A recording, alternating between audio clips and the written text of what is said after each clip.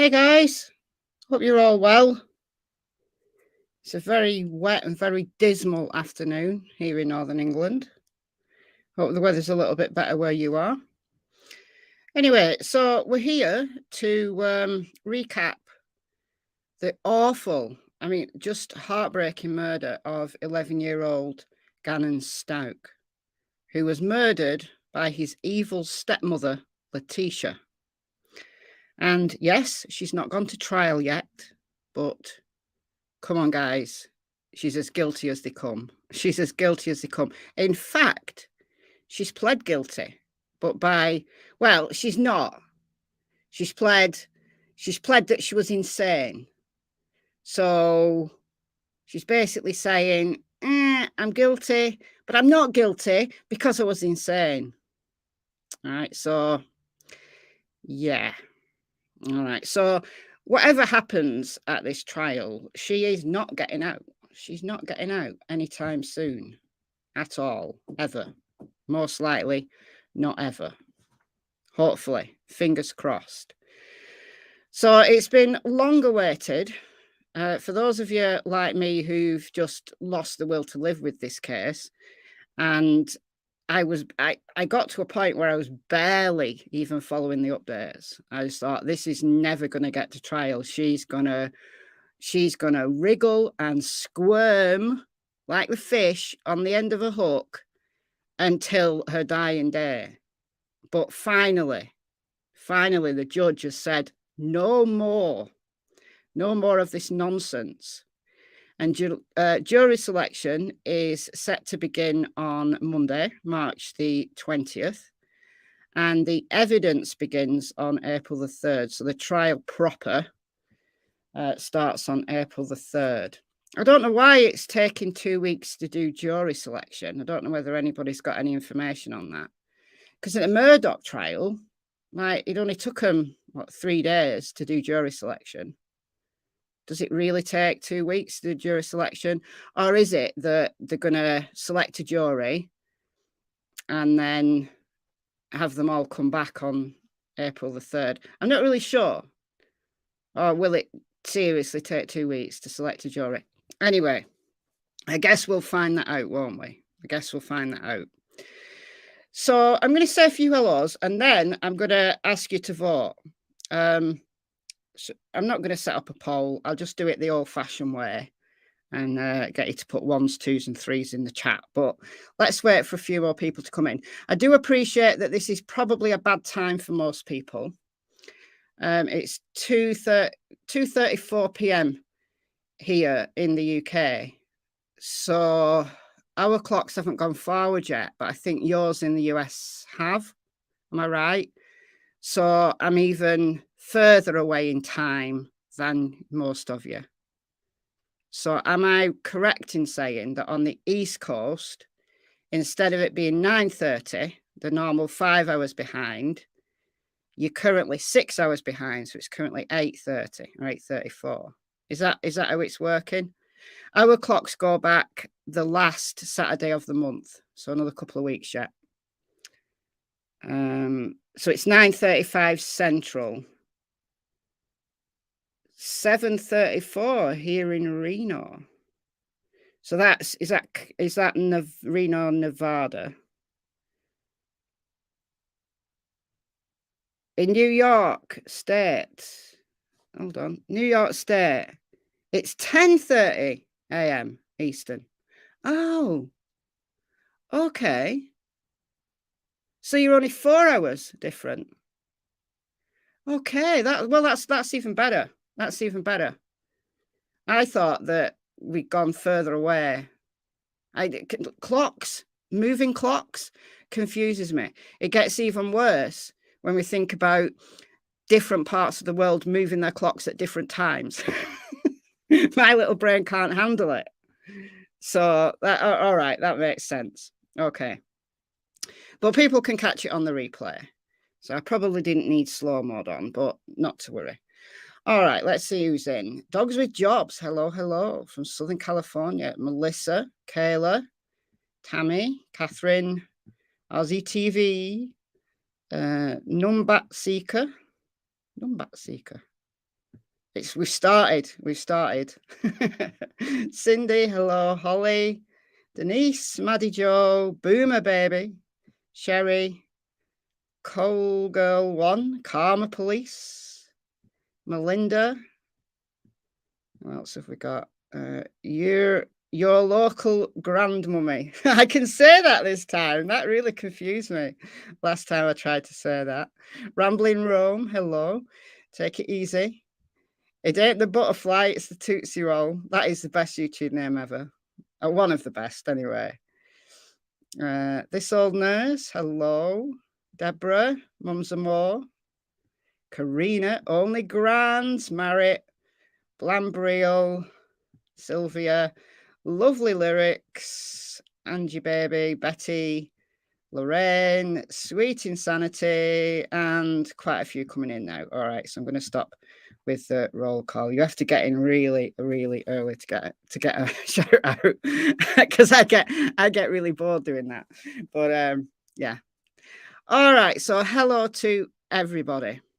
All right, so before what I'm going to do in this stream is I'm going to do a recap of the case, because if you're like me, I've had to completely recap this case. There's things that I knew that I'd forgotten that I knew, and I've had to spend the last few days, I'd say probably the last 3 days, going through loads of old videos, and I'm really pleased that some creators have kind of got the same idea as me, that they're recapping. So I've been listening to what other creators have been recapping, and that's been helping me. You know, I was like, oh yeah, I knew that. And oh, that video. And, you know, and it's just like all coming back to me. But I want you to put a 1 in the chat if you are really, really familiar with this case, like you know this case, you followed it, like every single update, everything, you followed it all the way. So you know it really, really well. Number 2, if you know the case, but you don't know all the details, like you just know the case kind of like, you know, surface level. And then 3, if you don't know this case at all, that this case is completely new to you. It's just going to help me out with my kind of future coverage of this. Because if there's a lot of people who either don't know the case at all or only have a vague recollection of it, then I can do a video like completely recapping like the whole timeline and everything. But if the majority of people who watch my channel know the case really well, there's no point me doing that. That would just be a waste of my time and yours. You know, we might as well just, you know, get into the stuff that isn't so much about the basics. So most people are saying 1. Boomer Baby and Julie say 2.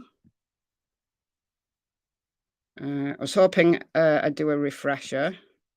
And this is what this is. This is a refresher of the murder itself and just that kind of those early days.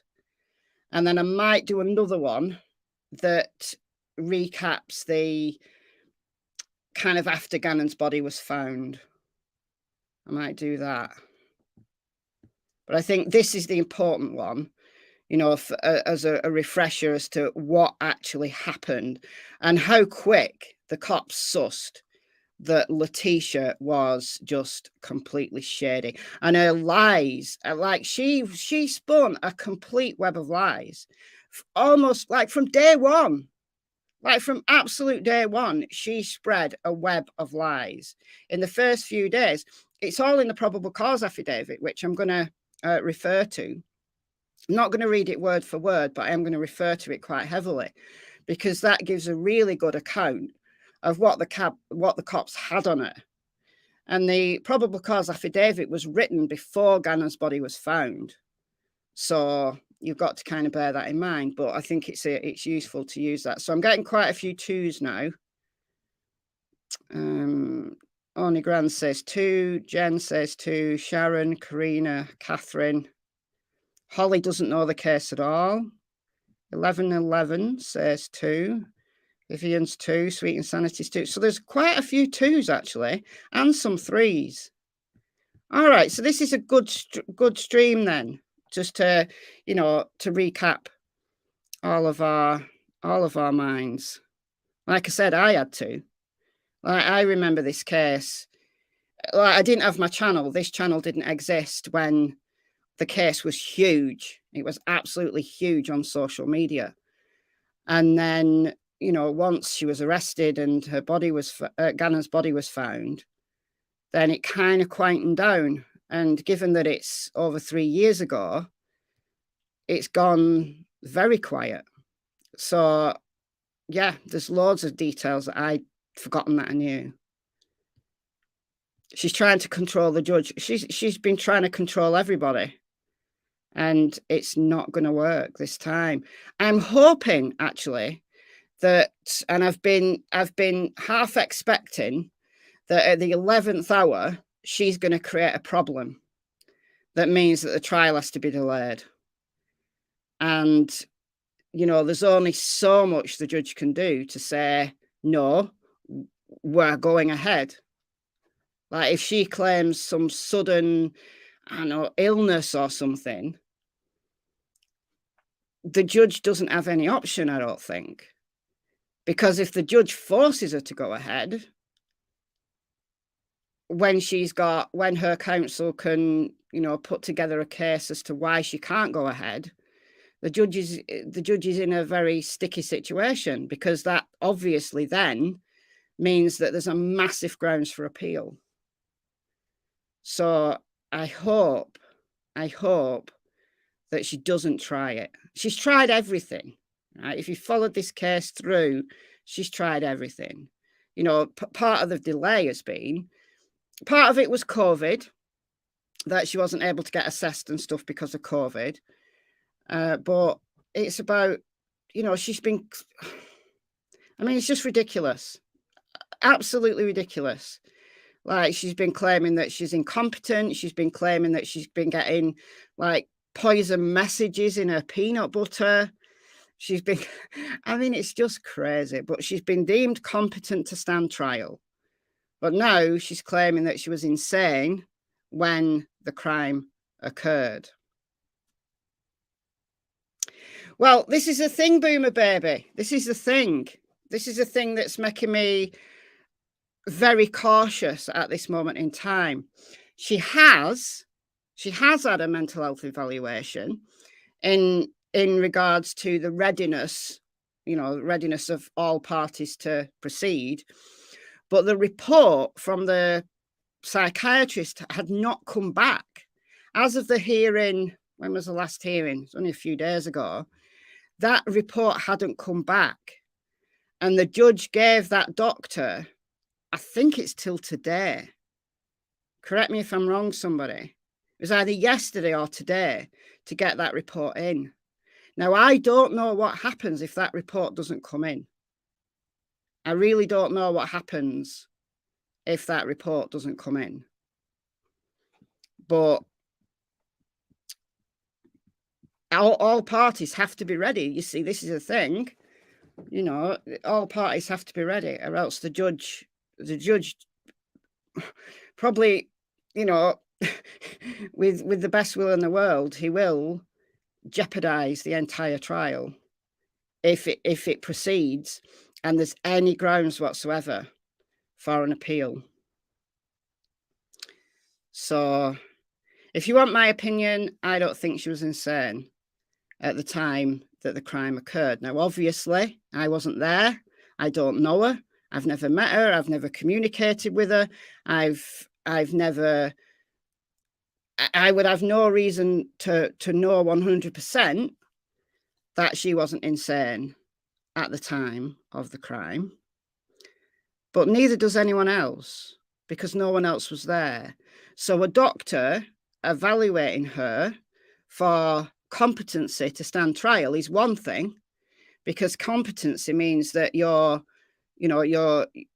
understand the process, you understand that you're on trial, you understand that this is a judge, that this is a jury, you understand where you are. That's competency. That's very basic, right? But proving insanity at the time a crime occurred is really, really difficult when you are the only witness to that crime.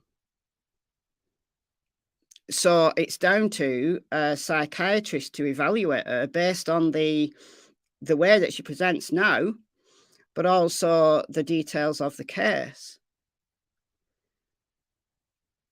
So, in my opinion, I do not think she was insane. I thought she was very conniving, very devious, able to invent story after story. And that's not insanity. That's pure evil. In my opinion, that's not insanity. That is not insanity. Yes, you did. No, it was a guard, one of the jailers. So when she was in transport to, I can't remember which hearing it was. I think it might have been when she was being transported back to Colorado. I'm not sure. I can't remember, but I know she attacked one of the deputies who was accompanying her. She slipped her cuffs and attacked one of the guards. So now she's shackled the full 9 yards. They don't give her any chances. She's planned an escape. I mean, come on. She's not insane. To go through all of that, right? To have the capacity to make up lies from day one all the way to current, she is not, in my opinion, ever been insane. She might be mentally ill or have a mental health condition, but that's not the same as insanity. You could have a serious mental illness but not be insane. So she can claim that she had that disorder or the other disorder or whatever disorder, but that doesn't mean she was insane at the time the crime occurred. But that's just my opinion. And it's down to the expert who's evaluating her to give that reporting. Helen, thank you for the £10. Just popping on to ask if you know the case of 3-year-old Hannah Wesh killed by a babysitter. Don't want to interrupt. Just wonder if you knew it. Hannah Wesh. The name doesn't ring a bell, but I'm not that good with names, honestly. So I don't think so. But I'll look into it. Does anybody else know it? Hannah Wesh. I'll look into it.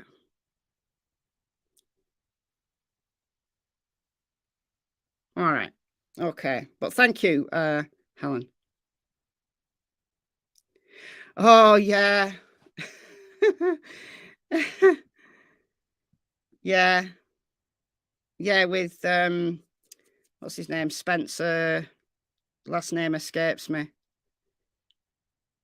Yeah. I just can't. I just can't. Anyway, let's start at the very beginning then. For those of you who need a complete refresher. Spencer Wilson, thank you. Over here.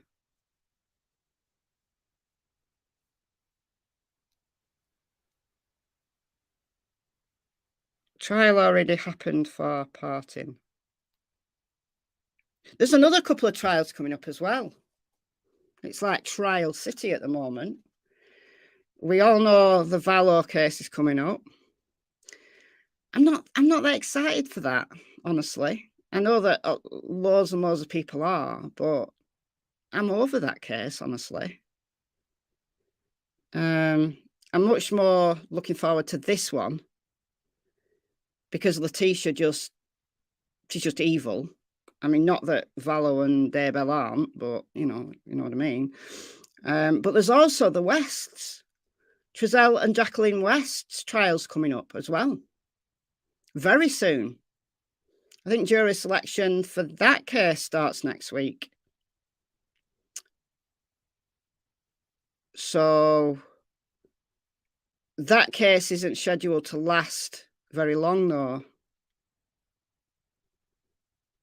This case, Letecia Stauch's case, the trial is scheduled to last up to 6 weeks.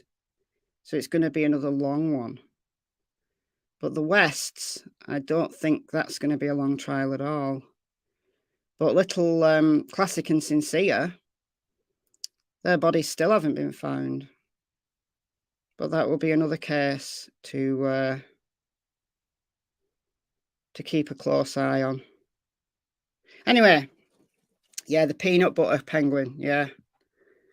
Dodgy messages in the peanut butter. Dear me, dear me. Anyway, let's start at the beginning. So this is 11-year-old Gannon. He was 11 when he was murdered.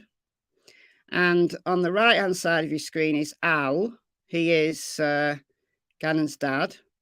And then on the left is Gannon's biological mother, Landon. So at the time that Gannon was murdered, Gannon was living with Al and the evil incarnate, Letecia. So Letecia, at the time that Gannon was murdered, she was in the sole caretaking role of Gannon, his biological sister, who was 8 at the time, and then Letecia's biological daughter, who was 17. Okay, so blended family. So if you're brand new to the case, you kind of just have to, negotiate around these names. So Al was away in the military. Now he'd only just left. Got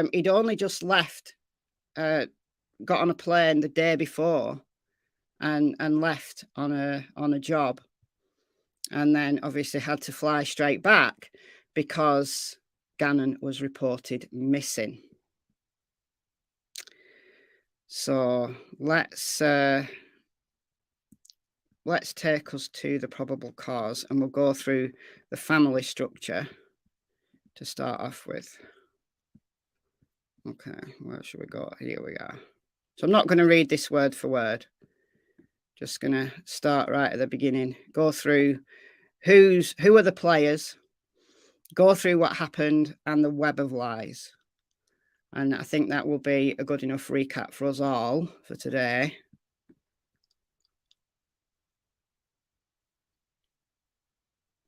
No, she seemed to have a particular dislike of Gannon. Now, we don't know what the motive was other than this long tirade of Google searches that she'd done, almost like talking to Google in the days up to the murder,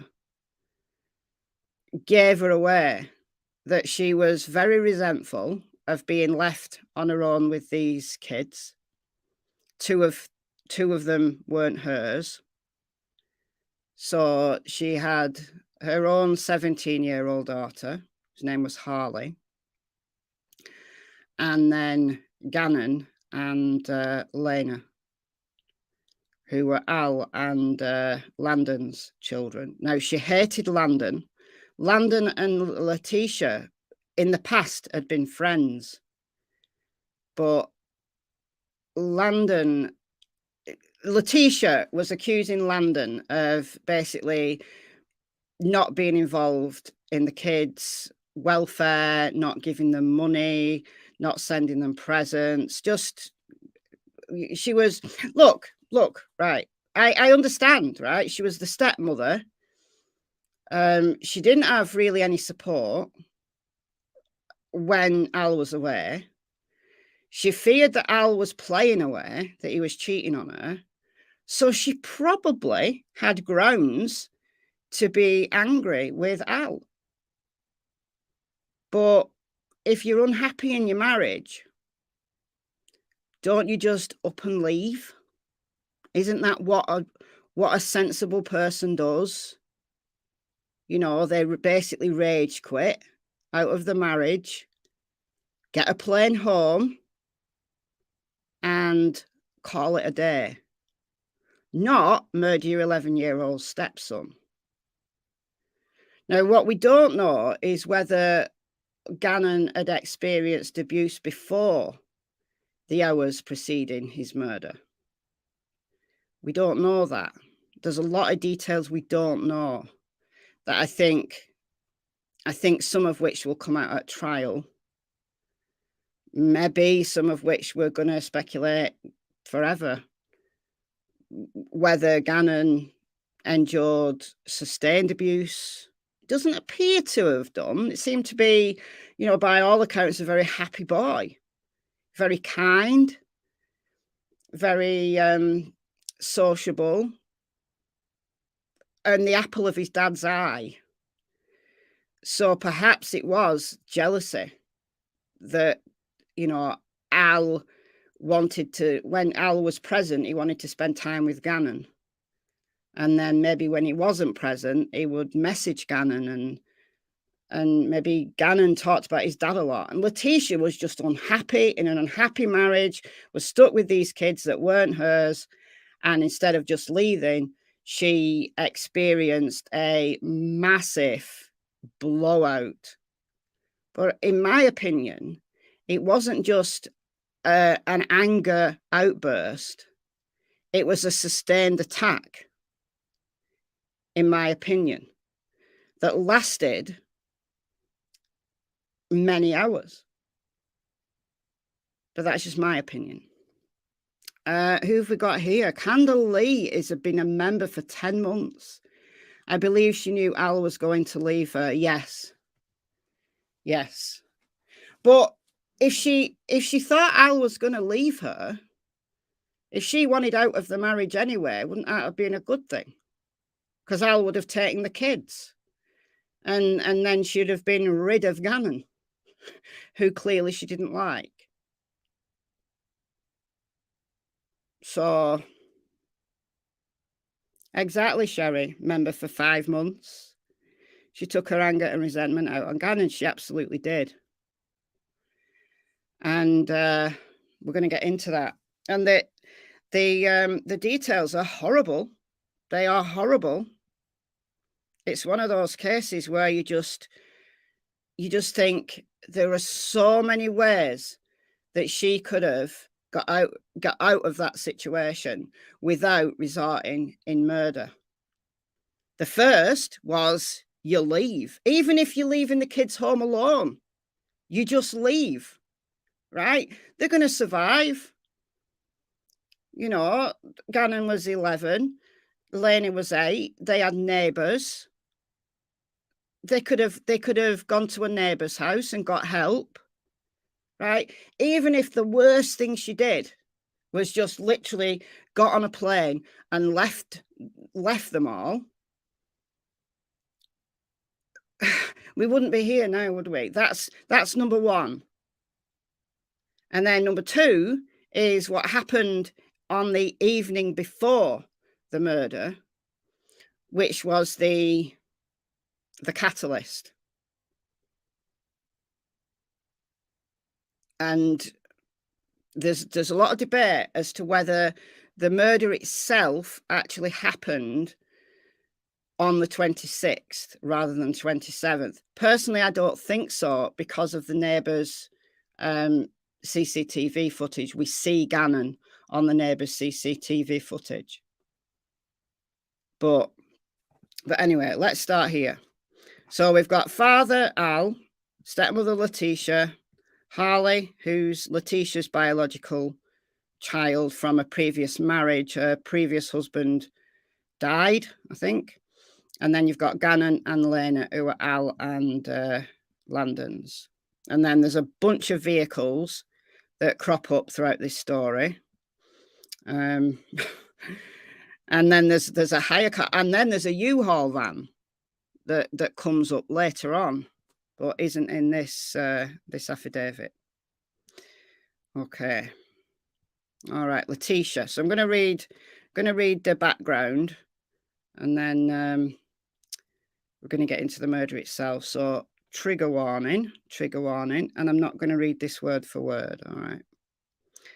So Letecia, last person known to investigators to see 11-year-old Gannon.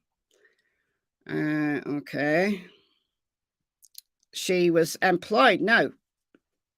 She apparently has a doctorate in education. So she's Dr. Letecia Stauch. She could call herself doctor. Apparently. This is what she says. I haven't seen a doctoral certificate, but apparently she got a doctorate. So she's not, you know, she's potentially bright, but she just can't. She can't do life. And then she blames everybody else that she can't do life. So she was employed as an assistant teacher, but she'd already been fired or she'd already left. So, yeah. But that's what she claimed. She claimed that on the 27th, we're going to get there. I know I'm jumping around a little bit at the moment. She claimed Gannon was sick, and she called in at work, allegedly, and told her workplace that her dad had died, or her stepdad had died in a car accident, and therefore she couldn't come into work. And that was a lie. Her stepdad hadn't died. Actually, he had, but many years previous. So instead of calling in at work and saying, my kid's ill, I need to take the day off, she told this massive lie. Or did she? Did she even make a call?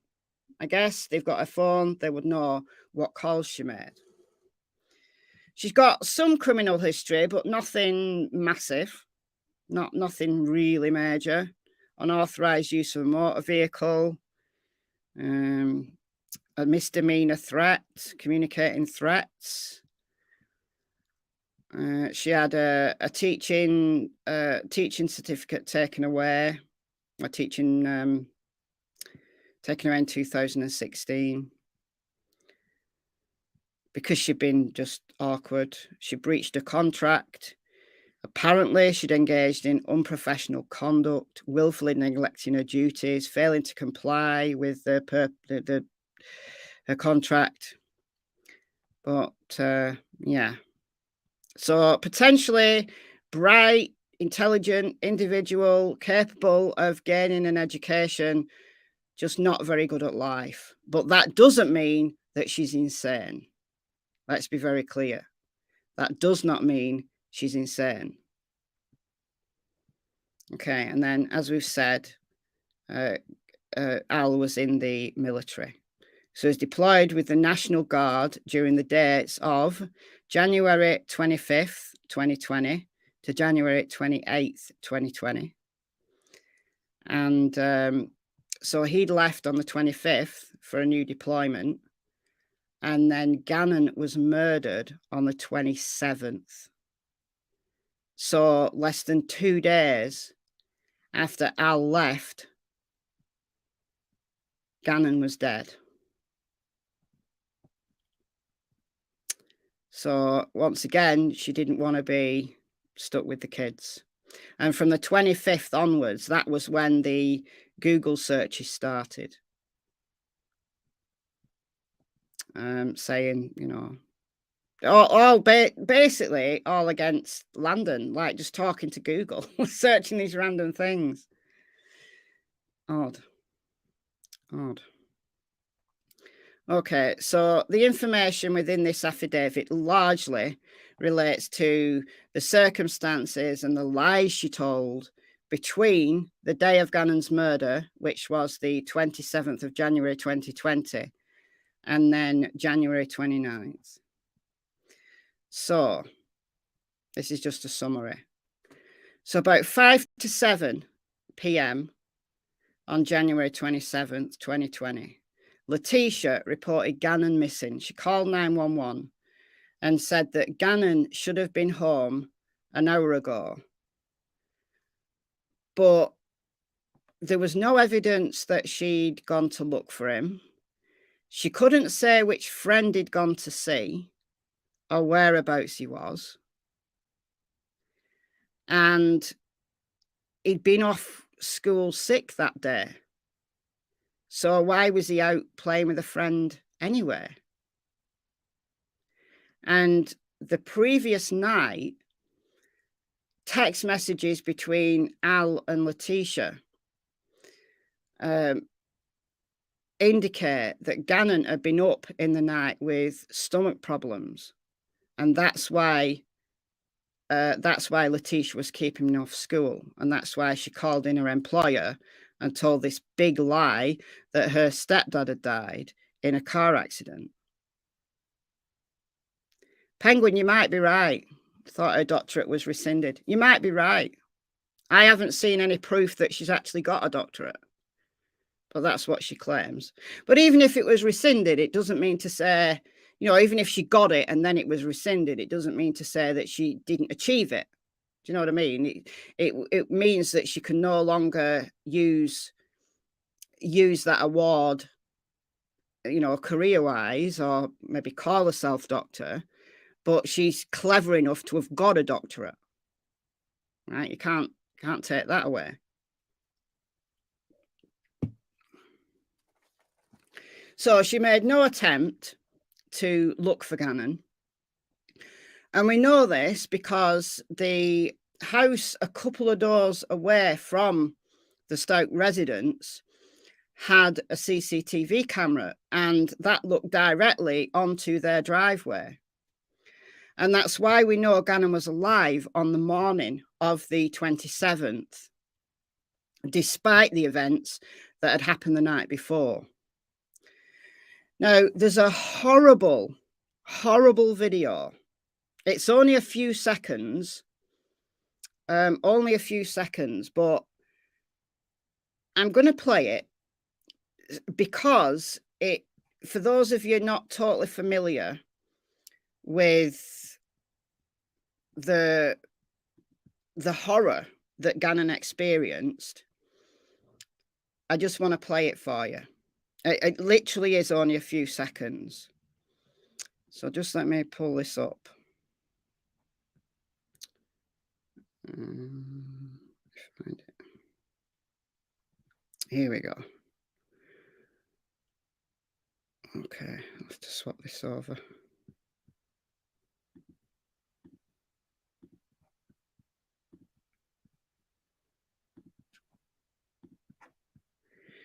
Right, so I'm playing this off, not that one. That one. Okay, so before I put the sound on, it's 49 seconds. This is being played from the channel Wicked Truths. It's available elsewhere. Wicked Truths channel, though, it was actually filmed. Letecia put it on social media. It was filmed upside down. And in my opinion, this is Letecia already planning an alibi. In my opinion. So what you hear, if you've not heard this before, what you hear is Gannon crying, and you hear her gaslighting him. She is just doing nothing but gaslighting him. He's crying. He's clearly in pain. And it's all over Gannon allegedly dropping a candle on the floor and getting some wax on the carpet. Like nothing that would result in a kid getting a beating or gaslighted to within an inch of his life. The psychological torment that Gannon went through during his last night on Earth itself, just that on its own, cannot be forgiven. Cannot be forgiven. And it's this is the catalyst, in my opinion, as to what happened the day after. And 49 seconds, I think it plays through twice, if I remember rightly. I'm going to put the sound on, so just, if you don't want to hear Gannon crying, it's horrible. If you don't want to hear it, then just mute for the next 50 seconds. All right.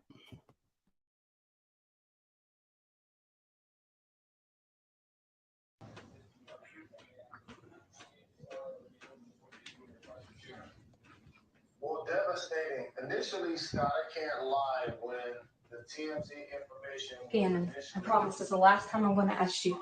I'm just freaked out, okay? Are you sure you didn't do it on purpose? He did it. Okay, you promise. You promise. On purpose. Pinky promise. Pinky. Okay, all right. So listen. All right. We're gonna have to sell stuff to fix it. Okay. So we figure out what we gotta sell. We can sell the sofa. We can sell whatever, because we gotta get it fixed. So, lady, don't be mad at us and kick us out of the house. Okay. You got it?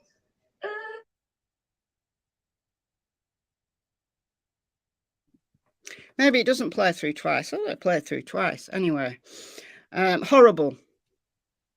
Really horrible. And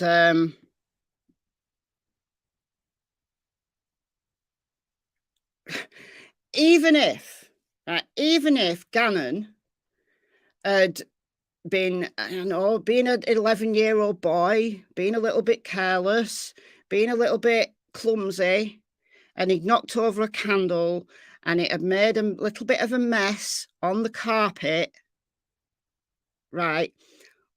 Why does Letecia have to gaslight him, saying they're going to have to sell the sofa to pay for this, or else they're going to get kicked out of their house? So essentially threatening an 11-year-old boy with eviction, or they're going to have to just sell stuff to pay for a bit of candle wax to be removed from a carpet. She's very proficient in Google searching. Why could she not just Google search how to get wax out of a carpet? And it was a minor burn, if that. So, in my opinion, what you're hearing is her inventing an alibi. Now, there was, in the very early days, another version of it, a slightly longer version of this, that Letecia had put on social media and then took it down. And then she edited and took out the last few seconds, because it could be, Gannon could be heard.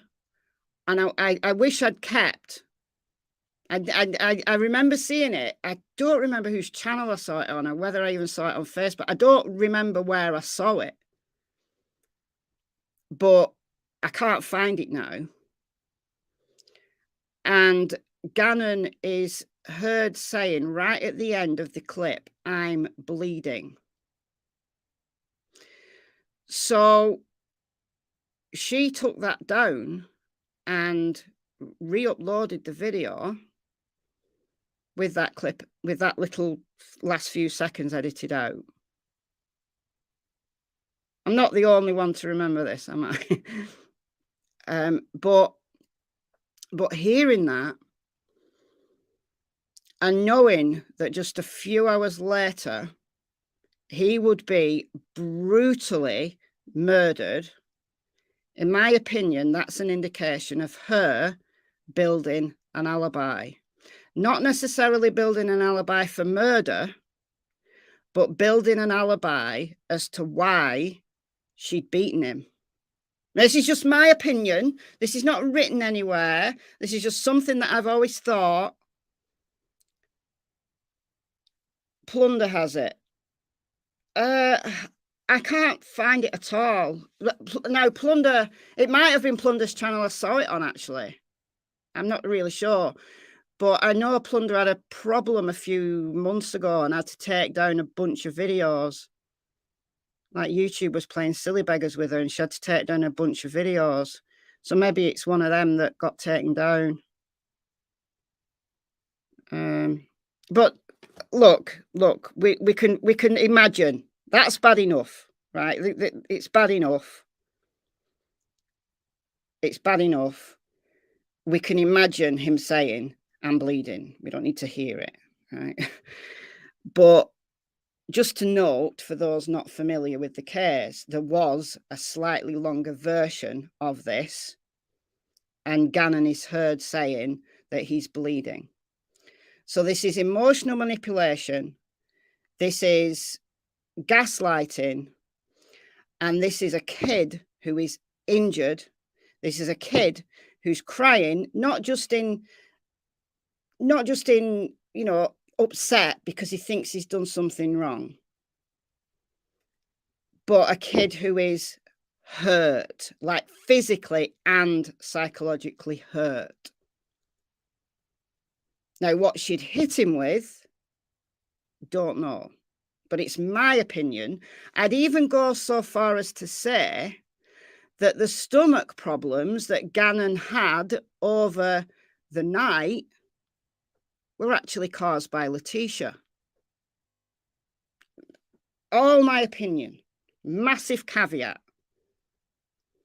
But she made a big deal of saying that Gannon had to be kept off school because he had stomach problems.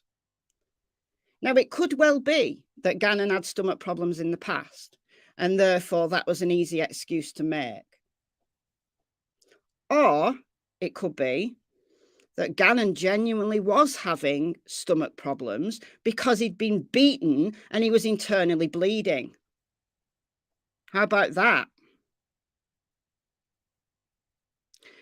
Now, the PCA doesn't go that far to say that at all.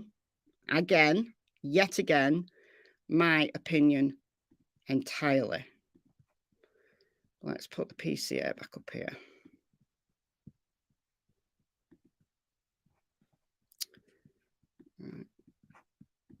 Why do windows always like hide away? Here we go, got it. Why has it gone purple? Don't want it to go purple. All right, so she reports him missing. Okay.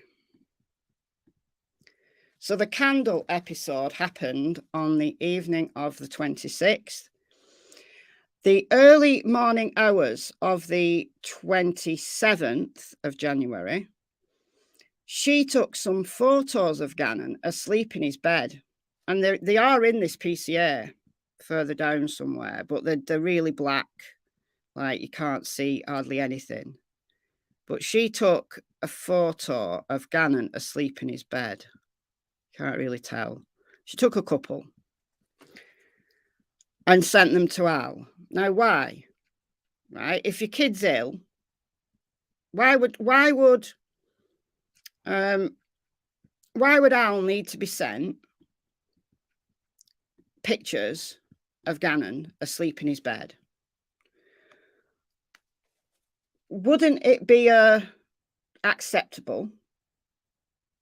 Right? Wouldn't it be acceptable to tell Gannon's dad, Gannon's been ill overnight, I'm keeping him off school, and that'd be that?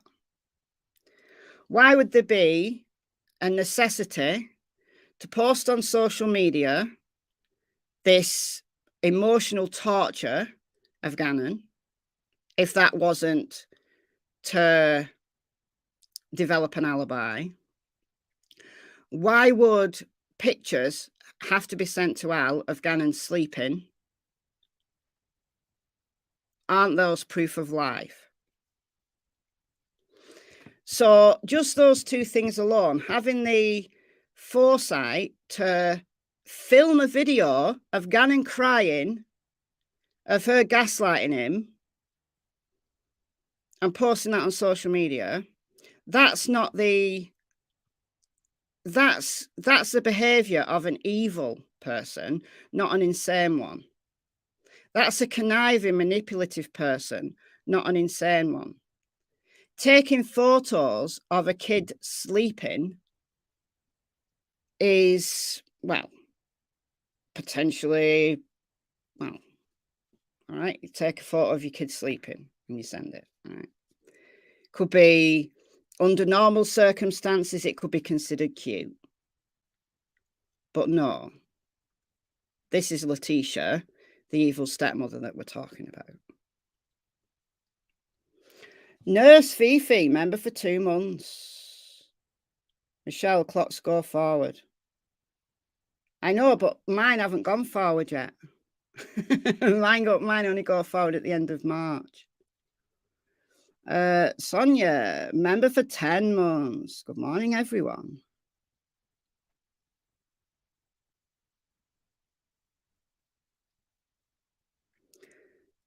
That's a good point, Donna. Think the video of the candle episode was to provide a reason why he supposedly ran away. Yeah, could be. Could be. But then that would mean that she planned to murder him. Like, to take that video on the 26th, that puts a premeditation into her head. I think, this is just my opinion, I think that she completely lost it over this candle incident, and she beat him, and she knew he was grievously injured and needed a doctor, but couldn't take him to one, and then played for time. And the events of the following day, the 27th, the bizarre behavior that she showed is her playing for time. And then her eventually realizing, like it dawning on her that she had to murder him, that she had no other way out, that she had to murder him. That's my opinion. Now, it could well be that she planned to kill him the following day when everyone else was at school. Harley was at work, and then little Lena would be at school. Maybe she did plan to murder him the following day. But if that's the case, well, if that can be proven at trial, then there is absolutely no way that that is a plea of insanity. A plea of insanity cannot possibly exist in the world of somebody who can forward plan like that against an 11-year-old boy. So, all right, let's carry on. So, she reported him missing, and there was a massive search.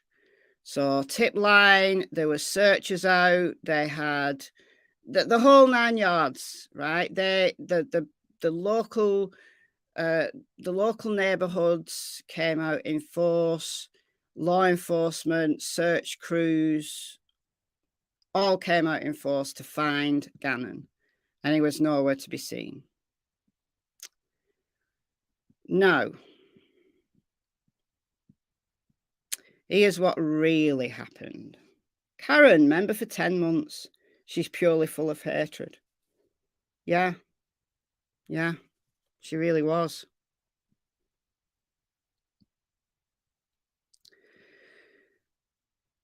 So, Letecia lied to investigators on multiple occasions. And this is, remember, this was an arrest affidavit written primarily about the events of the day of his murder and the few days preceding. It doesn't even touch the sides of the web of lies that she's put together since. Okay, so she's unexplained abnormal behavior, such as obtaining a rental car when she had a car, when there were several, like she had a car, her daughter Harley had a car, Al had a car. So there's 3 cars in the family. So why do you need a rental car when you've got 3 cars? Disconnecting her cell phone from the cellular network for an extended period of time. Now, that in itself wouldn't be unusual, except for Letecia lived on her phone. It was highly abnormal for her to turn her phone off at all. She falsely reported, now this was after the initial nonsense about Gannon going out playing at a friend's that she didn't know the name of in a location that she didn't know, and failing to even bother to go out of her house to look for him. Her next story was that she'd been raped. She'd been held and raped, and Gannon had been abducted. That was the next story. So combined together, all of these abnormal actions, in my opinion, not only do they, as it states here, that are a probable cause for an arrest warrant for murder, but also that she was conniving. She knew exactly what she was doing. She lied through her teeth to try to get people to believe her. And one story led on to another, led on to another, led on to another, because she was trying to take into account of the things that she knew that the police were going to find. One of those was the excessive amount of blood in Gannon's bedroom. So the murder. It's not nice to hear this, but let's read it through. So the following section will outline what investigators have learnt about Letecia's activity on January 27th and outline the period when Gannon was likely murdered. Some of the information contained in this section will be repeated in other portions of the affidavit. This is like 30 odd pages, right? But we're only going to look at a fraction of it. Okay, additionally, there's evidence sources that are mentioned here, not fully defined in other sections. Investigators believe that Gannon was murdered by Letecia Stauch on the afternoon of January 27th, 2020, after approximately 14 hours. So that's almost 2:15 in the afternoon. And they believe that because Gannon was seen leaving in the morning and then her vehicle was seen returning. Gannon isn't seen on that footage, but I think it's probably because the footage is a little bit dark and maybe you can't see him from just the way that the camera's angled, the way it's angled on the driveway, and just the way that the car kind of parks, and just probably isn't seen. But they believe, investigators believe, that he did make it home after she took him out, and he was murdered in his bedroom. Physical evidence recovered from the residence and inside Gannon's bedroom supports that a violent event occurred in his bedroom, which caused bloodshed, including blood spatter on the walls and enough blood loss to stain his mattress, soak through the carpet pad, and stain the concrete below his bed. And there are some photos. They're very dark. There are photos available, like clearer photos available, if you want to go and search them out. I'm not going to show them. Based on evidence recovered from the residence, Gannon's remains were eventually brought through the house into the garage and likely loaded into the back of Letecia's Volkswagen. How do you say that? Tiguan. So in her vehicle. So Gannon's bedroom was in the basement. So it was like a split level. So it wasn't like a basement underground. I think the basement level was like on the ground area. Or maybe, I don't know. But you went upstairs, all right, to go to the main floor from Gannon's room. So there was blood spatter all over his room. There was blood spatter up the stairs, blood spots up the stairs, in the garage. And then it looks like she's loaded him into her vehicle. After cleaning the murder scene, Letecia utilised the Tiguan to transport and dump Gannon's remains on the evening of January 28th. Letecia likely disposed of his remains off Highway 105, Perry Park Road in Douglas County, Colorado. And by the way, I don't think I've even said that this murder took place in Colorado Springs. Indeed, the crime lab determined that blood discovered in Gannon's bedroom, the Stauch garage, and blood on pieces of parcel board located off Highway 105. All matched his DNA profile. So I think what she must have done is put his body on a piece of particle board to transport him. And I don't know, just dumped it all out. But his body wasn't found there. His body, for those of you who don't know, was actually discovered in Florida.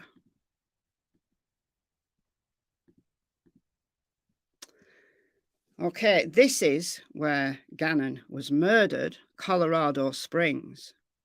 His body was found in, was it the 17th of March or the 18th of March? Correct me.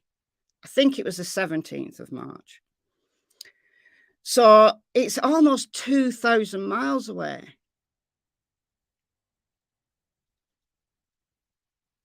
And his body was found by construction workers. And she put his body in a suitcase, and she'd thrown the suitcase with Gannon's body in it over a bridge.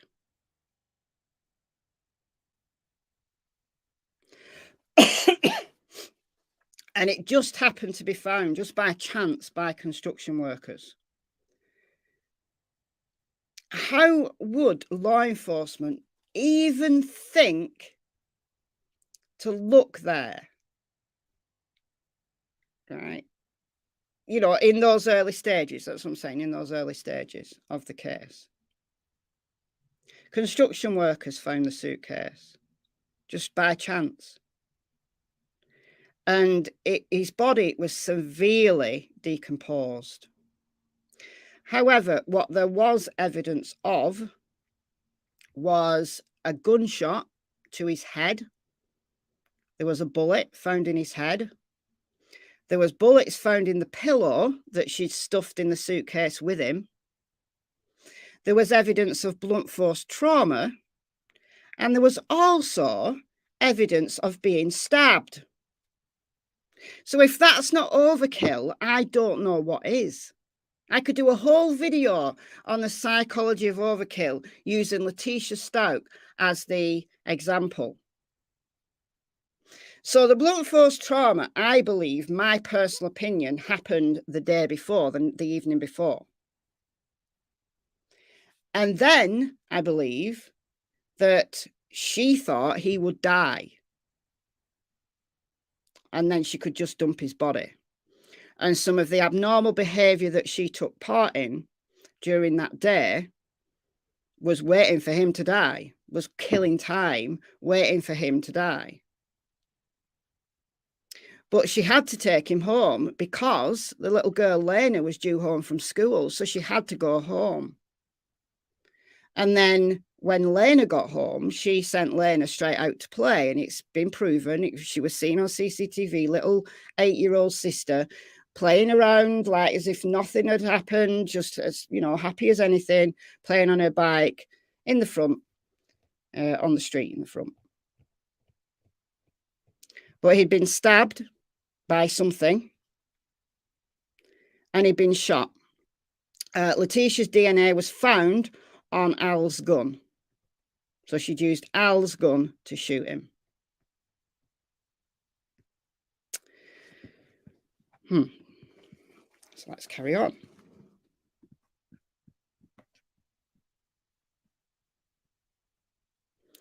Because I know I'm jumping around, but, you know, it's difficult to go so far back, like 3 years, and still be not being able to give a complete summary, because it's like not a solved case, in inverted commas. And then just to keep thinking of, well, yeah, but that's what it said in the PCA. But then only a couple of weeks after Letecia was arrested, his body was found. And once his body was found, what they did was they retraced what Letecia had been up to. And she'd taken a U-Haul with a Harley in it. So a 17-year-old daughter was in the vehicle with a suitcase in the back of a severely decomposing little boy. I don't know what the smell must have been like. I don't know how strong this suitcase must have been. I'm not prepared to say that Harley was in on it all, because Letecia is such a manipulative bitch, quite frankly. I think she would just as easily gaslight her own daughter as she would her 11-year-old stepson. And Harley might know her mother so well that she knew that, well, self-preservation. Let's just go along with things. Just my opinion, right? Harley might have been in on the whole thing. I don't know. But I'm very reluctant to blame a 17-year-old for not spilling the beans, like calling the cops or something, even if she knew that Gannon's body was in the back, because she was in a very, very vulnerable position, on her own with her mother, with her dead stepbrother in the back. I mean, come on. How would you handle that, seriously? How would you handle that? But yeah, so she stayed in a hotel. So they drove all the way from Colorado to Florida, stayed in a hotel 2 to 3 miles away from that bridge where his body was found. And then they proceeded to go to South Carolina, to where Letecia was originally from. And that's where she was arrested. She was arrested in South Carolina. But when she was originally arrested, Gannon's body hadn't been found. Once his body was found, and they worked out the full story of what she'd been doing, and the autopsy was done, and they realized that he'd been hit, he'd been stabbed, and he'd been shot. They upped the charges. They added more charges on. But unfortunately, the death penalty was taken off Colorado statute just before this case. Because if there's any case that deserves a sentence of death, in my opinion, it's this one. And I know some people don't agree with the death penalty, and that there's lots of times that neither do I. There's lots of times where I think, you know, what does it achieve really? Someone sits in jail, you know, for years and years and years, and they're appealing, and it's costing a vast amount of money. And I get all that. But in my gut, like, that's my thinking brain, right? That's my thinking brain. But in my gut, I want to see Letecia Stauch die from being hit, being stabbed, and then to finish her off, a bullet in her brain, but only after she suffered the horrors that Gannon suffered. An eye for an eye. And I would be very happy to travel to Colorado, even though I don't like traveling, at my own expense. Give me 10 minutes with Letecia Stauch and I would deal with it.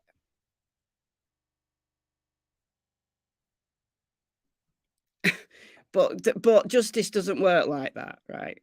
Maybe in medieval times that's how justice worked, but it doesn't work like that. And I appreciate that. Just my gut, if I'm ruled by my heart and my gut, that's what I want to happen to Letecia. However, my thinking brain says, what does it really achieve, honestly? You know, she is gonna stay in prison for life. Or if she's found insane, she'll be in some kind of mental facility. She's not going to get out.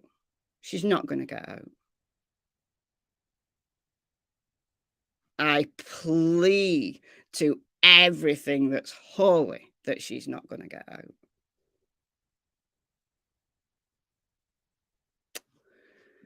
But, okay, let's get back to this. So, as we've already said, on January 27, 2020, he was kept off from school because he was ill. Based on text messages from Letecia to Al, Gannon was up most of Sunday evening with stomach problems. I posit to you all that the stomach problems were caused, at least in part, by Letecia hitting him, punching him in the stomach, and him internally bleeding. That's what I believe. We haven't seen the autopsy. We've only had the very basics of the information based on the charges that were added when his body was found.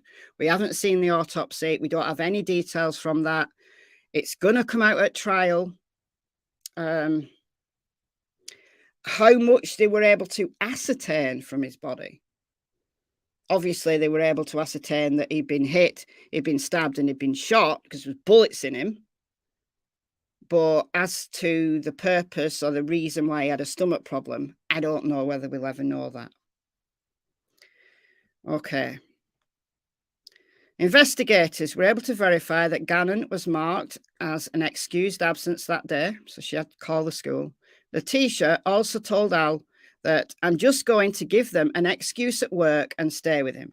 Indeed, Letecia did come up with an excuse and told her employer via text message at 4:37 in the morning that her stepdad was killed after being hit by a car and she would not be able to come to work that day. As we've already seen, that was a lie. That was a lie. Her stepdad had been killed, but years previous when she was a teenager. So why she came up with that and didn't just say, my kid's ill, I need to stay off, I have no idea. Okay. So another electronic evidence such as time and date stamped photographs and videos were recovered from Letecia's cellular telephone, indicate Gannon was likely still alive during the morning of January 27th. And then we also know that there was a CCTV from the neighbour. I don't think I've got that loaded up. I could find it, but it's easy to find on YouTube if you haven't seen it. It's only a few seconds of a clip. And you see Gannon, you see him, well, you see a little figure that's got to be Gannon. You see him walking really slowly. And you think, is he in pain? He's clearly really struggling. And then a few hours later, you see her vehicle coming back. You don't see him getting out. I think probably because he gets out of the back at the other side, the other side to the camera. Okay. Of particular note is Nintendo Switch is visible in the photo lying next to him in bed.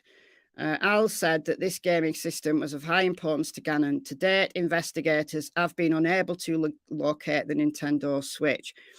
I think it's been located. I do think it's been located. If I remember rightly, it was found in the house. I might be wrong. But one of Letecia's Google questions the following day was, can Nintendo find my Switch? And apparently, no, it can't. But I do believe it was found. Switch does not come with any sort of tracking ability. As such, Letecia likely felt it was safe to dispose of the Switch and use the missing Switch to help deceive law enforcement into searching for Gannon as a possible runaway. I don't know whether that's true, actually. Maybe, obviously, they thought that then, but if it has been located, then that's not true. It was just genuine. She didn't think of it till maybe the day after. Ultimately, investigators located video surveillance from a neighbour's surveillance camera. So at 10:16, and this is just a few houses down, 2 or 3 houses down, showed what investigators believed to be Letecia and an individual that appeared to match Gannon's physical description depart from their residence in the Nissan Frontier at 10:16. And then she does some weird stuff. She's out until 4:19. And that's when Letecia exits the vehicle. You don't see Gannon, but they submit that he did return home with her. And I believe that. I do believe that.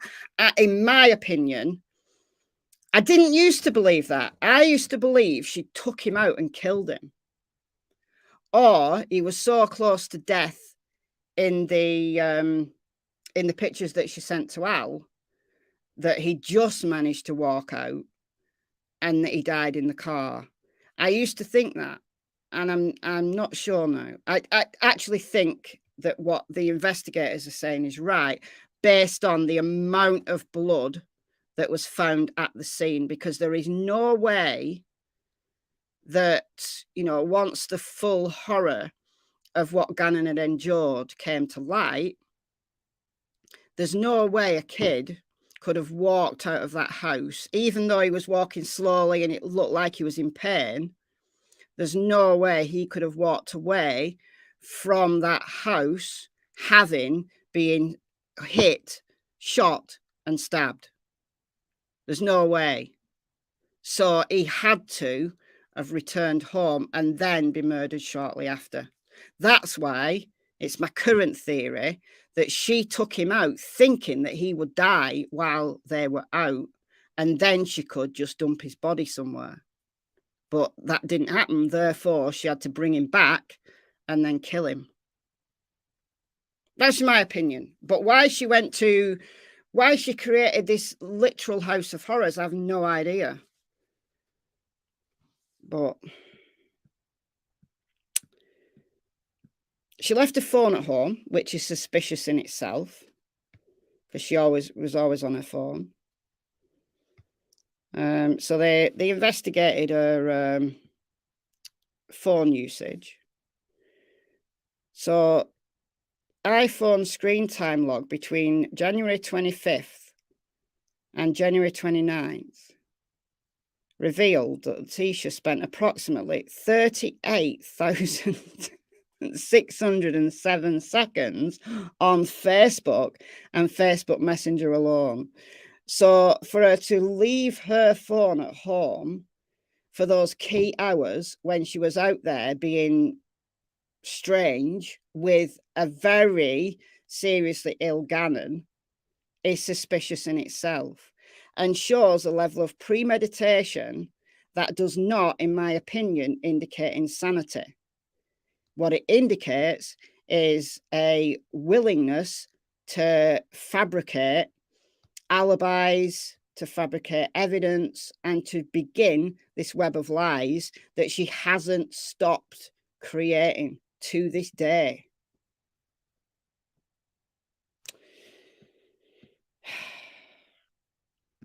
Now, there were some messages sent from Gannon's phone while they were out, so we don't know whether they were Gannon sending those messages or whether it was Letecia pretending to be Gannon. We don't know. But the video surveillance from a Petco store on North Nevada Avenue in Colorado Springs showed that they traveled 22 miles to go, and I think she went and bought a couple of dog beds. Like, they've got dogs, and she bought a couple of dog beds. So she's seen on video surveillance footage there. And then the receipt was found, and she completed that purchase at 11:22. And then she's seen, Gannon isn't. So Gannon's still in that vehicle. And then she goes off grid. We've no idea where she went for 2 hours, between 11:22 and then 1:22 in the afternoon. We've no idea where she went. So in my opinion, she went somewhere and was waiting for him to die. That's my opinion. She bought 3 dog coats. Oh, thank you. I knew it was something to do with dogs. Dog coats, dog beds. I knew it was something. But 1:22, she's seen back at Petco.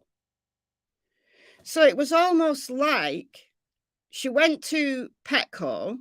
Maybe she needed dog coats. Maybe she really did need dog coats. But she went in the store on her own, disappeared for 2 hours, and then came back to the same store. So it was almost like she had to renew her alibi. Because maybe she was hoping Gannon was going to die, and then she could just disappear into the wilderness somewhere and drop his body off. Maybe that's what she was hoping, but it didn't work out that way. And that's why she had to go back, revitalize an alibi, get herself seen on surveillance, and then go home. And she had to go home because Lena was due home from school. So there's various things going on with Gannon's phone. Again, we don't know whether that was Gannon actually texting or Letecia. They believe at least the later messages were Letecia. Okay. So the Nissan Frontier returns to the Stauch residence at about 14:20. A search warrant authorised by this court was executed on the Frontier and found no indication of blood inside the vehicle. So the vehicle that Gannon was in during those hours out of the house, there was no blood. So he wasn't bleeding out while he was in that vehicle. But that doesn't mean to say that there wasn't internal bleeding that was causing him a lot of pain from the night before. Where was Gannon's bio mum? At her house. She lived in South Carolina. So Al had custody. They shared custody, but Gannon and Lena went to Landon's in the summer, and then during school time they were with Al. So Lena returned home at 3:15, and then she was told that Gannon was asleep and that she could not see him. So it's likely that the 55 minutes between the car returning back to the driveway and Lena returning home, that Gannon had been murdered within that 55 minutes. So she'd been told she couldn't see Gannon and that she went to play outside, and she did. So at 3:55 in the afternoon, Al sent another message to Gannon's phone saying, "Hey, buddy," not read until 8:20. Now, obviously, Gannon was already dead by then. So they don't believe that Harley was present when Gannon was killed. She was at work. But what Letecia did was send Harley out for cleaning supplies, for baking soda, vinegar. So Harley was a shopping assistant. But again, that doesn't mean to say that Harley knew anything that was going on. We don't know what Letecia told Harley. Harley might have been told that they needed the cleaning supplies to get the wax off the carpet that had been spilt the night before. So we don't know that. We don't know why. Okay, so we'll skip down a bit here. I want to get to the lies. So we know that there's excessive amounts of blood we've already talked about found here. We've got this rental car comes into play. So the day after, when Al gets picked up from the airport, Letecia had rented a Kia Rio. And she picked him up, and then Letecia rented that vehicle.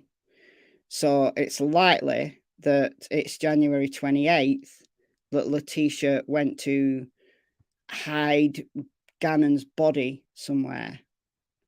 So where was Gannon's body overnight on the 27th when officers were searching the house? Where was Gannon's body? Was it in the trunk of the car, or was it in the house somewhere? We don't know, because Gannon's body was somewhere, because she didn't take his body to the spot where they found the blood on Highway 105, they believe, until the day after.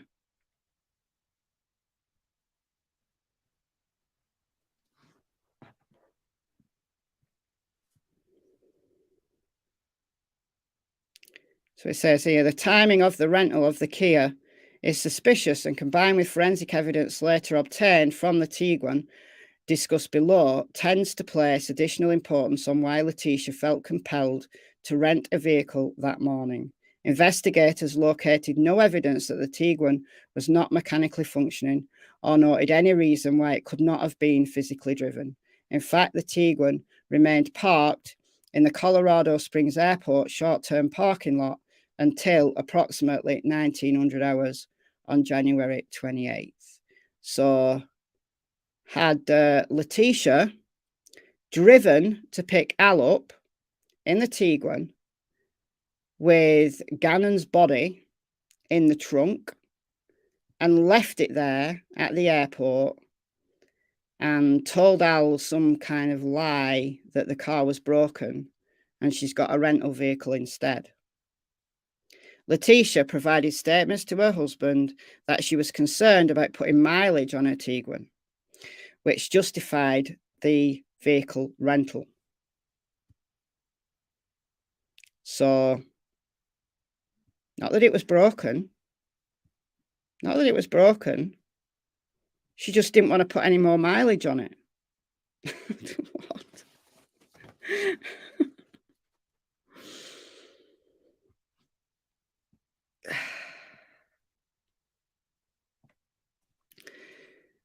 Between investigators and Mr. Stauch, a limited search for the Tiguan was conducted and produced negative results. Investigators later learned she left the vehicle in the short-term parking lot of the Colorado Springs Airport, but removed the vehicle on January 28th at 1900 hours. The Kia Rio was returned on the morning of January 29th.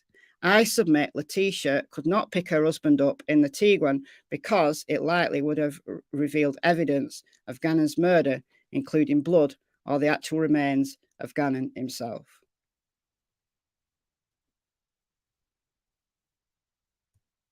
So I can't put mileage on my car, so I'm gonna pick you up in this rental, when actually Al is only coming back because his son's missing, and his son is likely hidden in the trunk of the Tiguan, and that's the reason why that vehicle has to disappear for a while.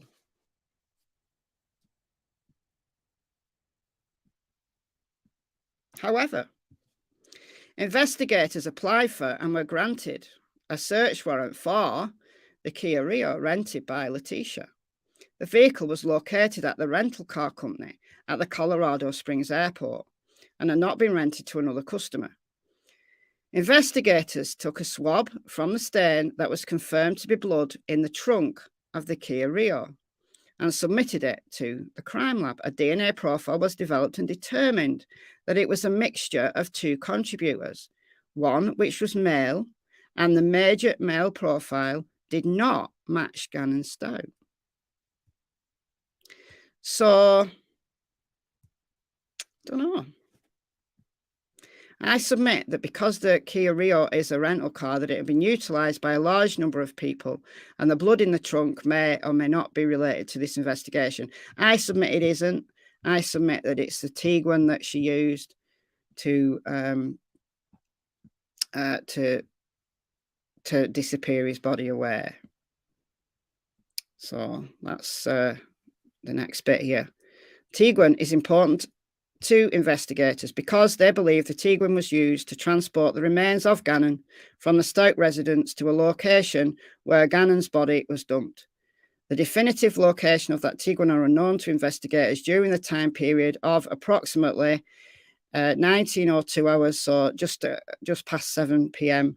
on January 28th to approximately 1200 hours, so midday on January 29th. Investigators believe Letecia dumped Gannon's remains on the evening of January 28th and utilised the Tiguan to do so. I believe that's the case as well. And then at a later date, she went and picked him back up and took him to Florida.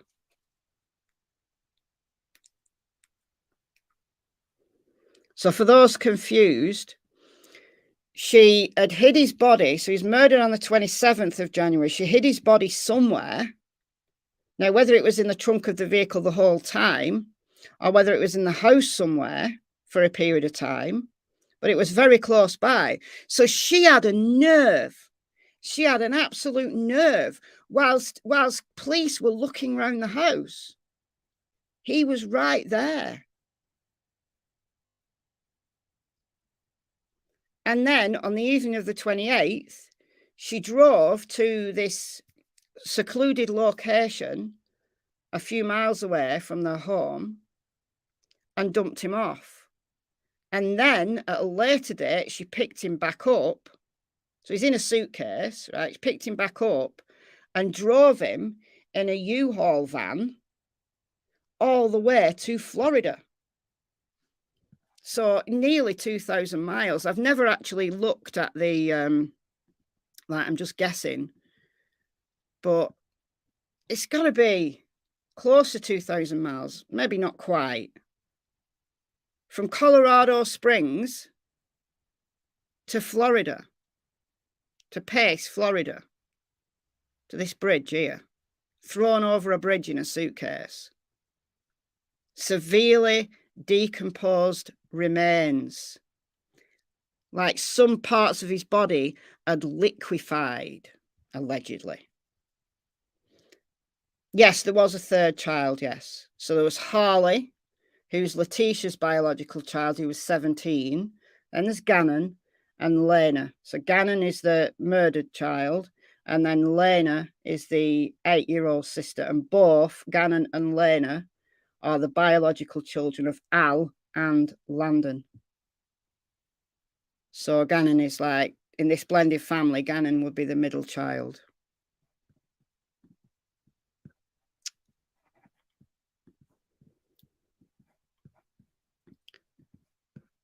So Lena's on the list of witnesses. So yeah, I've already talked about the carpet powder, baking soda, trash bags, vinegar. She sent Harley out for those. Again, I'm not gonna blame Harley in any way for this. I think she was in a very, very difficult position. And there's never been any charges or suggestion that Harley deserved any charges. The cops don't believe that she knew, she knew what her mother had done. There must have been a certain amount of knowledge, I feel, but at 17, really, are you going to really be able to handle that? I mean, just imagine the enormity of that. And it's likely that Letecia just lied and lied and lied and lied because she was very good at lying. Do you want to hear the biggest lie? Do you want to hear the lie that she brought up? Because she knew that blood was going to be found all over that bedroom. So she realised that she couldn't continue with the lie that Gannon had gone out to play and had run away, or he'd gone out to play and had been abducted. She couldn't continue that lie because something big had clearly happened in the home. So she claimed that she'd been raped and Gannon had been sexually assaulted. Trigger warning. Because this is what she claimed. She claimed she was raped by a man called Eduardo. Oh, dear me. Why was I muted for my personal opinion? You haven't been muted, Tallulah Ruby Monroe. You haven't been muted. Unless one of the mods have. It's quite possible that one of the mods have, but it certainly wasn't me. Oh, sorry, you have been. Sorry. Thank you for the £2. I'm going to have a look at what you were saying, though. I've seen and I know what it's said to be true.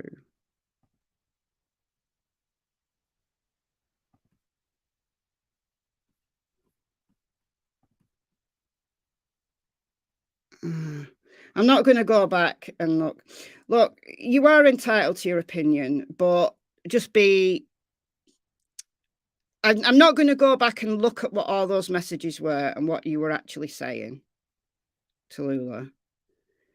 Opinion's fine if it's implicating anyone else or claiming that anyone else is blameworthy in this situation. And I'm only assuming that that's what might have happened. I don't know what you were saying. Because you were victim blaming. Okay.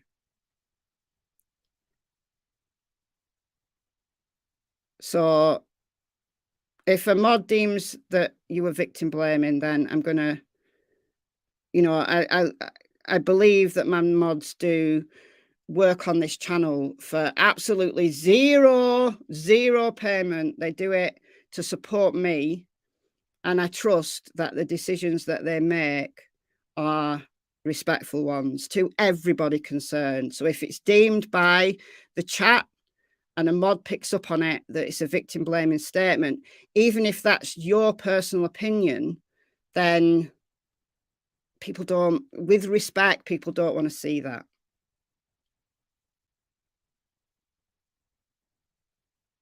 Okay, so Marina says, Tallulah, your opinion was defamation towards Al and the other victims. So if that's the case, I completely agree with what the mods have done in hiding those comments. So no, Tallulah. The father was not culpable based on what you've seen. You haven't seen anything that right. Al was not in the house when Gannon was murdered. Al was working away. Al had to get an aeroplane back home. He left on January 25th. Gannon was murdered on the 27th. Al had to fly back. The cops checked out his alibi.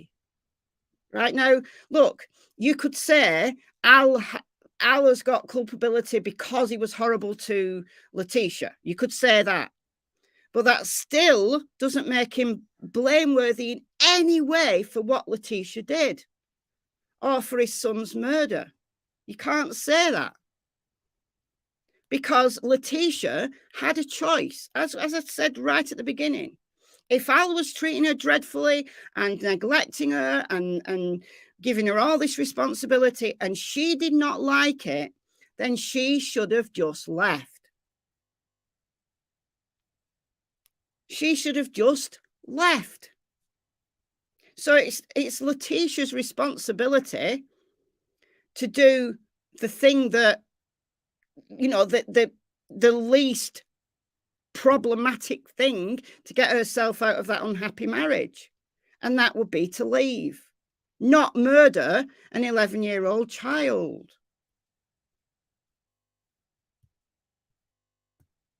So you don't say he's anywhere culpable in murder. That's great. But he's not culpable for what Letecia did. Letecia was a grown woman. She wasn't insane. She had a choice. Her choice in the real world, the normal world, would be to leave. If you don't like it, you get up and leave. You don't murder a child because you're unhappy in your marriage, because you think that your husband's cheating on you, even if he is. He could be cheating on her every single night with 10 different women, and it still doesn't give her any justification to murder an 11-year-old child. Anyway, I'm going to leave it there. We're going to get into this rape. Trigger warning.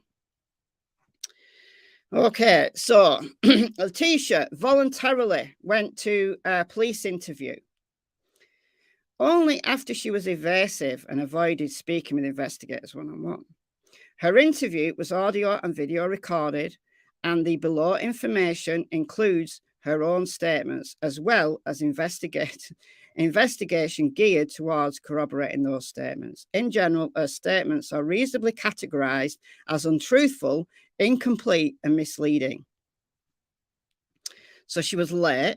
2 hours late. All right, we can forgive her for that. All right, she's got a missing stepson, allegedly. Although she spoke with investigators on the phone several times, she did not want investigators to come to her home and was difficult at best to track down. Investigators provided food and water to Letecia during the interview. Of interest, Letecia brought several pieces of notebook paper with her that contained notes she had written down.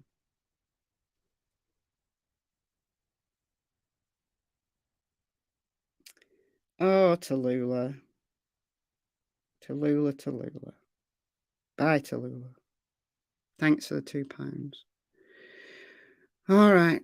During the interview, she referred to these pieces of paper and asked investigators if she could just read her notes. Why did she need notes? Right, your kid has gone missing. You don't know where your kid is. You reported them missing. You're worried sick about them. You know, if you're not guilty, you'd be worried sick about them. You'd be thinking that they've run away and they've, I don't know, fallen down into a river or a ravine, or they're lying injured somewhere, or they've been abducted. You'd be thinking the worst by this point, but no, not Letecia. She took notes into an interview with her. I've conducted hundreds of interviews of subjects, victims, and witnesses. It's extremely rare for an individual to bring notes to an interview. It's insane, but not legally insane. This is insane in the Letecia Stauch world of I've got to keep my story straight. Maybe Letecia and Pepini are sharing notes so she can remember her lies. Absolutely. That's absolutely what she was doing. I mean, seriously. Letecia dramatically departed from her initial statements given to deputies reporting of Gannon's disappearance. So instead of Gannon going playing with a friend, she now says that she was held at gunpoint and raped by a Hispanic male she knew as Eduardo, and that Gannon was abducted by that male after he finished raping her. The interviewing detectives believed her statements were false based on prior experience investigating sexual assault cases. Wouldn't that be the thing that you led with? Right? You wouldn't lead with, my son's gone missing. You'd lead with, I was raped and this person took my son.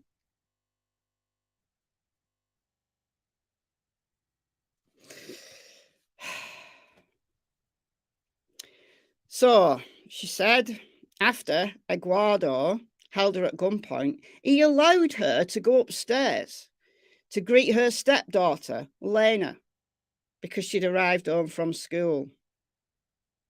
Come on now. What rapist? Let's be sensible. What rapist allows you, like a break, to go and meet your stepdaughter? The reason why she had to say that because she knew that Lena had been interviewed by the cops. So she's had to invent a story that is so fantastical to try to fit the evidence, to try to fit the blood in the room and the fact that Lena was sent to play out and that Gannon had disappeared.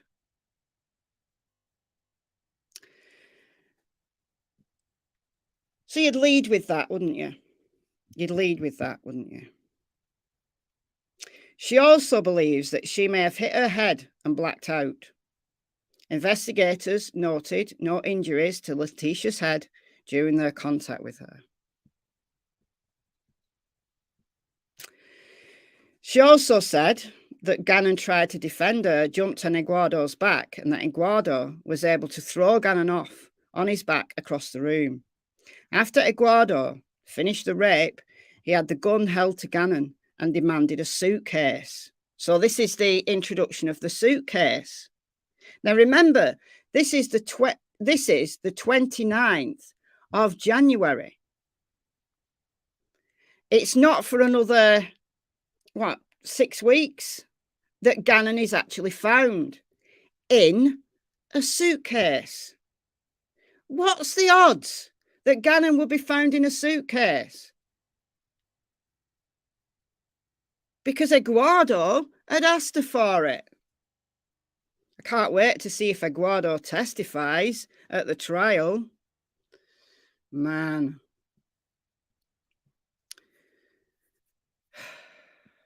Letecia provided him with a brown suitcase and a cardboard box. He attempted to sexually assault her again, but she hit her head and blacked out. She stated she tried to fight Eduardo off.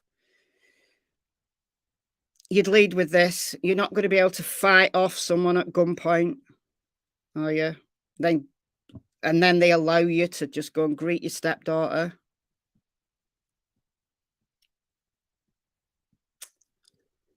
Dear, dear, dear, dear, dear. What a tangled web we weave. What a tangled web we weave. She also claims, I don't think it's in this section, she also claims that the attacker also sexually assaulted Gannon, but I think that came later, if I remember rightly.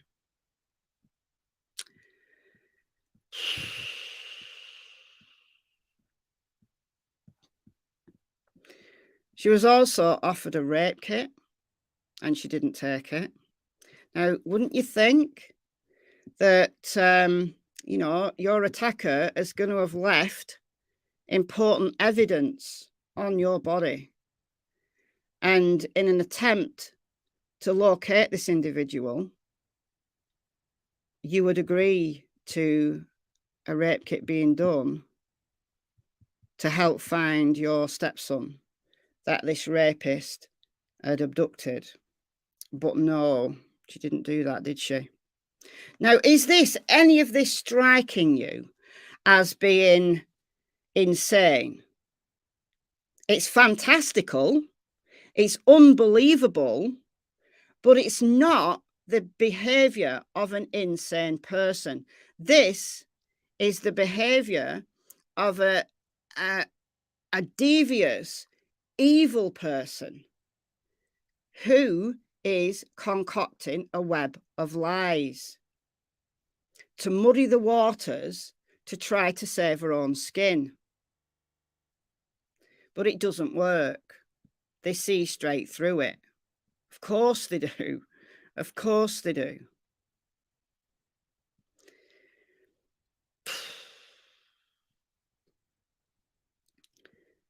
Letecia's stories have continued to evolve and material facts continue to change, including, but not limited to, the identity of her attacker, the location of Gannon's abduction, and the details of the alleged rape.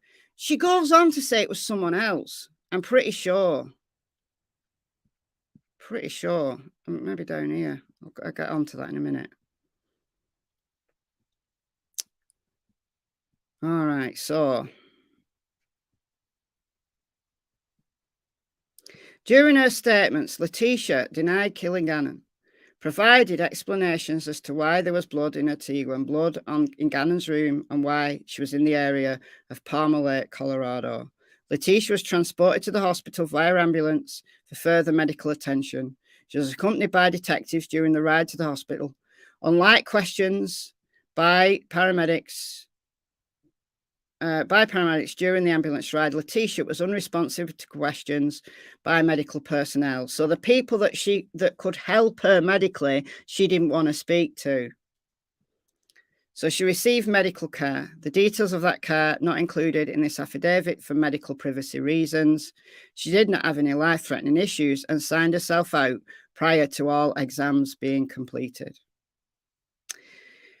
Letecia continued evasive behaviour at the hospital, particularly after investigators told her they were going to detain her pending the assurance of a search warrant to collect her DNA. Ultimately, the search warrant for the collection of non-testimonial evidence was signed and executed. A search warrant for the compelled SANE exam was initially authorised by this court, but then quashed by the court.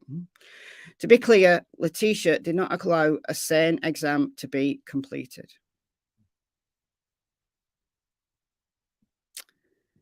And she just continued to lie. Although her behaviour was not illegal, I submit as pressure continued to increase from investigators, Letecia became more and more desperate to leave the hospital, likely because she feared being caught in her lies. Yes, I agree. Furthermore, Letecia did not want to pursue collecting evidence that might assist law enforcement in identifying and finding her supposed rapist. Dear me. So this talks about all the evidence that was found in the house. Just horrible. There's just blood everywhere. Gannon's bedroom, corner of the room, investigators located an area where suspected blood had seeped through the carpet, through the pad, stained the concrete. Blood stains, projected blood spatter located on the walls. Over 50 droplets of suspected blood were found on the walls near Gannon's bed. There was attempts to clean it. Gannon's mattress contained red stain consistent with blood. I mean, just bad. Even behind one of these wall sockets, like she cleaned the wall, but when they took the socket off, there was like blood inside the socket.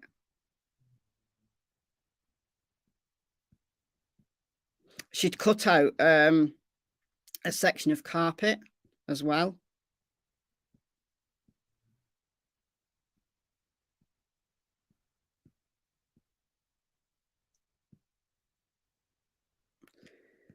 So January 29th, investigators recovered a piece of carpet from the utility room with possible blood stains. The recovery of this carpet tends to support the positive alerts from the Blue Star, so that's the reagent to show blood, in the utility room. Investigators found in the dishwasher multiple carpet brushes with suspected carpet fibres on them. So she tried to clean the carpet. She cut bits of it up. Just so horrible. So all of this, all Gannon's blood, different parts of his room. Just. So then you've got cell data. I'm not going to get into any of that. These are all her Google searches. Just hilarious. Find real military singles. Parenting should be 4 people, not 1. I'm overdoing all the work for my stepkids, and their mom doesn't help. Mom advice from stepmom. If you aren't involved in your kids' lives, you are shitty. This is a Google search. She's like having a conversation with Google. My husband, ex-wife, does nothing for her kids. One day, some people will wish they treated you differently. Twice. Why should my husband choose me over family? I don't know. Maybe because you choose your family. Man. Dear me. Dear me. It just goes on and on. And this is just the beginning of the investigation. They've got so much information. And this is just from the initial part of the investigation.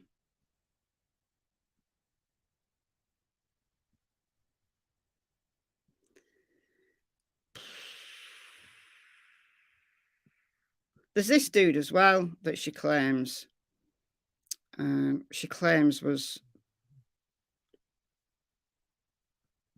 Yeah, she changes the name of this alleged rapist from Eduardo to someone called Quincy Brown, who actually does exist.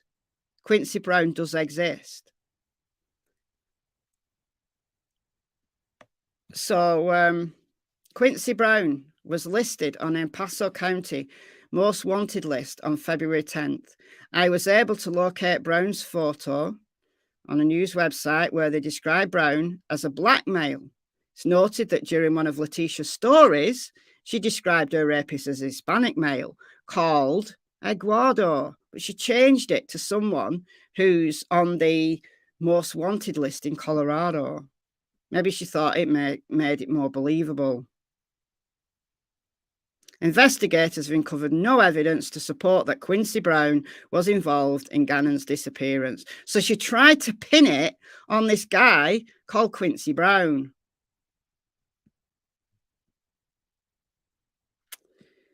Dear me. Yeah, as I said, that was just the beginning of the lies. And she has not stopped since. She's not stopped since.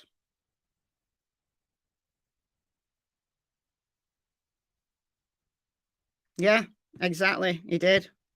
He did. He knew at that point. He knew at that point that she lied.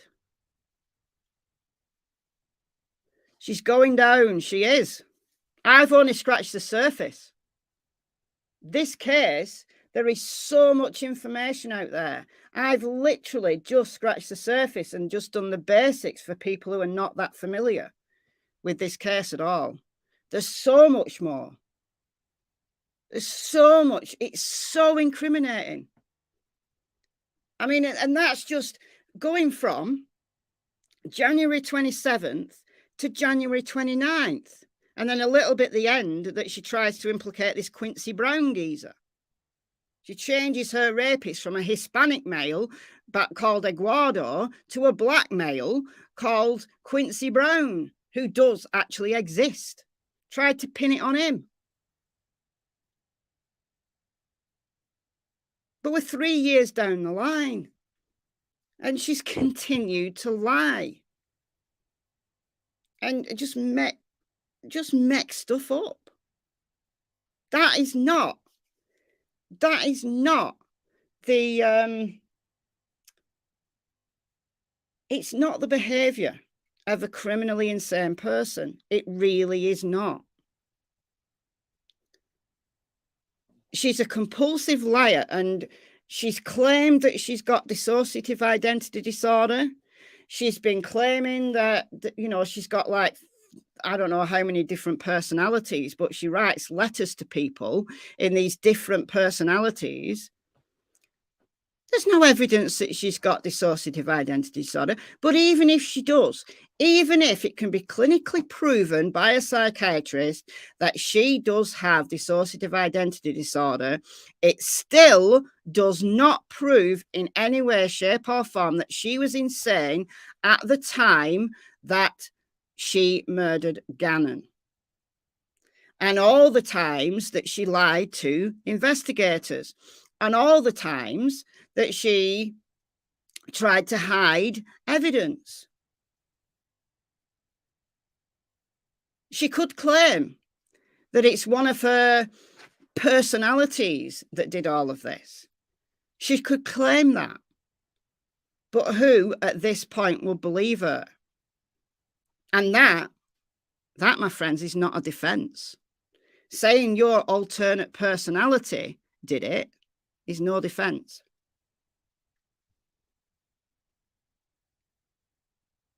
She's just a liar, a lying, evil witch, in my opinion.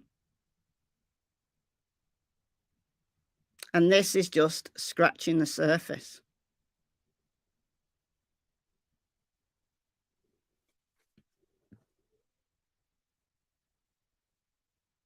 Well, that was her excuse. I think that was the catalyst. But she was already angry. She was already furious that Al was leaving her with the kids. She was already furious that she was in this unhappy marriage, that he was cheating on her, that Landon, who was Gannon's biological mother, wasn't helping her. She was furious about all of that already. So maybe the candle incident was just the last straw.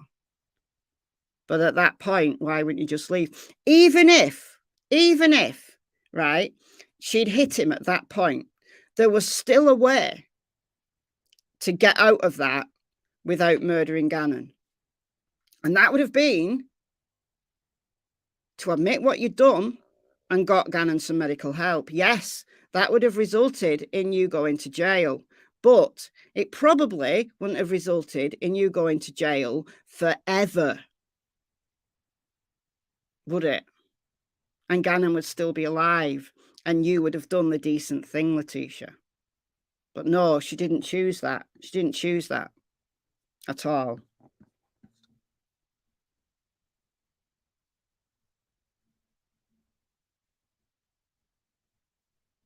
Sadism is a disorder. It's not actually.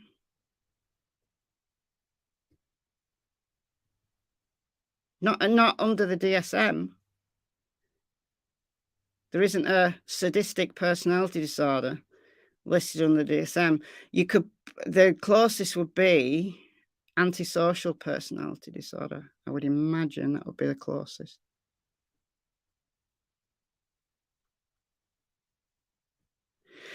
All right, guys, I'm going to go. I've been on 2 hours. I haven't paid that much attention to the chat, to be honest. But I trust that the mods have done a wonderful job. We don't normally have much problems in the chat. Exactly. Exactly. Why couldn't she just leave? Just leave the kids and leave.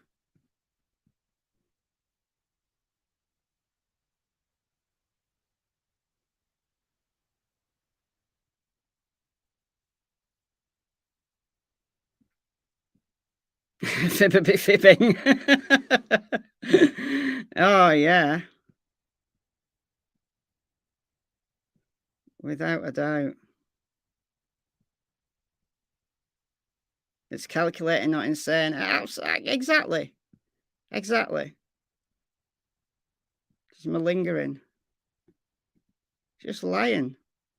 This is why I think at the 11th hour, you know, don't be surprised that we don't see some kind of, you know, attempted sleight of hand from Letecia.